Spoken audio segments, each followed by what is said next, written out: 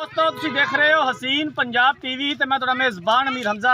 दोस्तों सब तो पहले अपने चैनल हसीन पंजाब टीवी को करो सबसक्राइब ते नाल लगे बैल दा बटन दबाओ ताकि साड़ी हर नई आने वाली वीडियो साढ़े वीरों तक आसानी नाल पहुँच सके और तुसी ये वीडियो देखो सब तो पहले। आज जनाब असी हसीन पंजाब टीवी ते एक मझ सेल की है। इस मझ की वीडियो मैं 2 तारीख को अपने चैनल के उपर अपलोड की सी। माशाल्लाह अज जनाब ये सेल हुई है।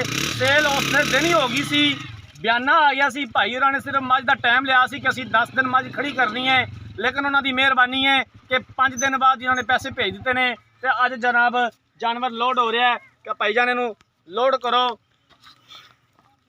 यासर खान साहब ने जनाब जेलम तो उन्होंने ये झोटी खरीदी है। अल्लाह ताला जनाब इहदे साह लंबे करे, ये यासर भाई दे नसीबां च करे। बड़े प्यारे वीर ने, बड़े प्यारे साढ़े सबसक्राइबर ने, साढ़े कोल इत्थे आए सन। बड़ा अच्छा इखलाक लग्या उन्होंने, जड़ा टाइम भी गुजरिया बड़ा अच्छा टाइम गुजरिया है। इस वीडियो के जरिए उन्होंने फिर एक बार पैगाम देने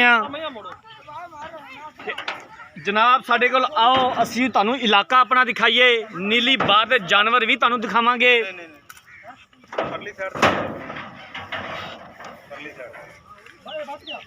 2 तारीख को मैं इस बूरी झोटी की वीडियो अपलोड की सी।